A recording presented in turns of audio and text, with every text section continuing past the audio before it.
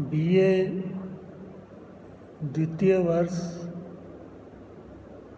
के प्रथम प्रश्न पत्र में आप सबका स्वागत है। आज हम आपके पाठ्यक्रम के अनुरूप प्रथम प्रश्न पत्र में कविवर बिहारी लाल के दोहों की व्याख्या करेंगे। आज जो उनका बहुत प्रसिद्ध दोहा है, तंत्रीनाद कवितरस सरस राग रतिरंग, अन बूढ़े बूढ़े बूढ़े तरेज बूढ़े सबंग।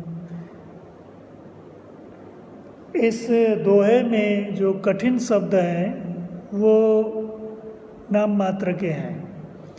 तंत्री नाद मतलब बीड़ा, रति रंग प्रेम का रंग, रति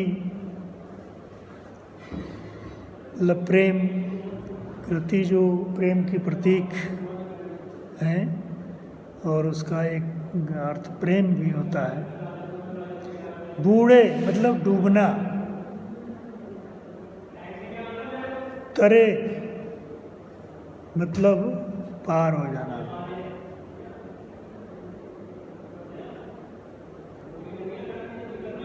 यह दोहा कविवर बिहारी लाल द्वारा रचित है, जिसमें उन्होंने कलाओं के महत्व को रेखांकित किया है, चिन्हित किया है, बताया है।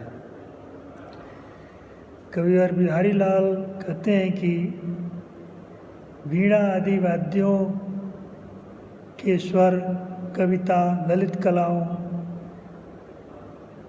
की रसानुभूति, मधुर रागनी के सुनने का आनंद, प्रेम के रंग में जो व्यक्ति सर्वांग डूब गए हैं वही संसार को पार कर सके हैं। किंतु जो व्यक्ति इनके संपर्क में आए और पूर्णतः नहीं डूबे, यानी लीन नहीं हुए, अपने को खो नहीं दिए उसमें, ऐसे व्यक्ति भव सागर में फंस करके रह गए, अर्थात डूब गए।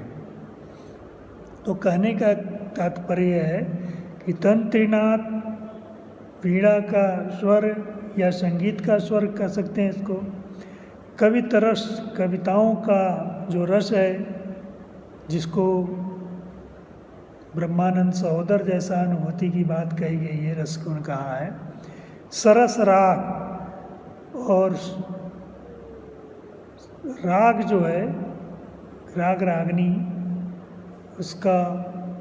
उसकी सरसता, और रति रंग और प्रेम के रंग में जो पूरा नहीं डूबा वो इस भवसागर में फंस गया, अर्थात पार नहीं कर पाया।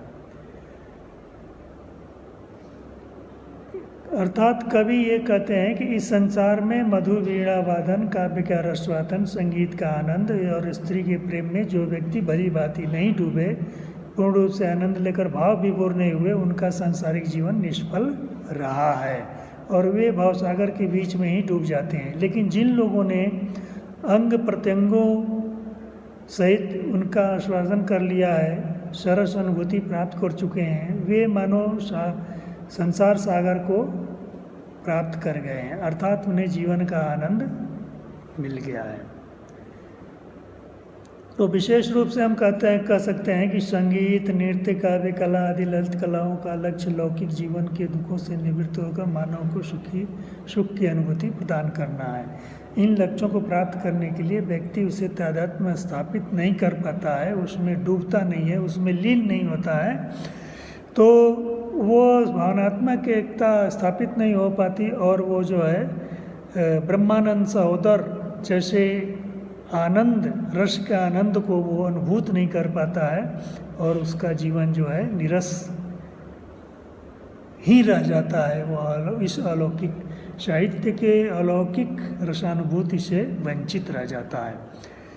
अनबूढ़े बूढ़े आदि में विरोधाभास अलंकार है। रंग में श्लेष का है, रंग से रंग है और रंग से मतलब उसमें रंग जाना, उसमय हो जाना। बूढ़े बूढ़े में पुनरुक्ति प्रकाश है। तो ये दोहा कहने का जो कहा जाता है ना कि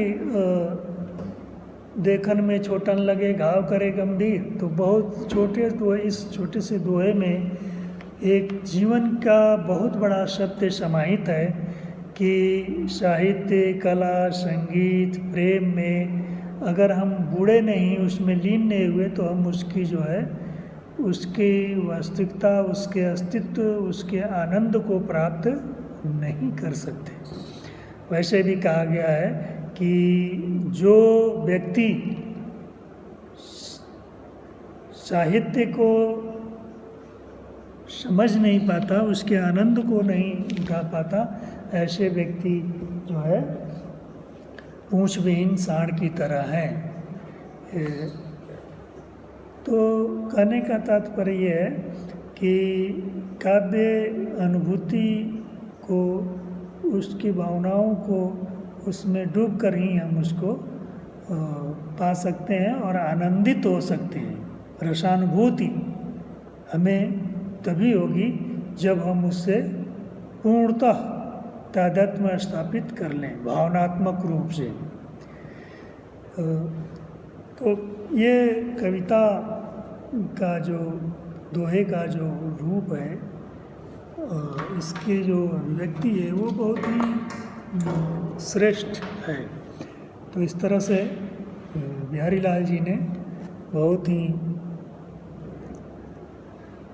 साहित्य, कला, संगीत के बारे में अपनी श्रेष्ठ अभिव्यक्ति की है। धन्यवाद।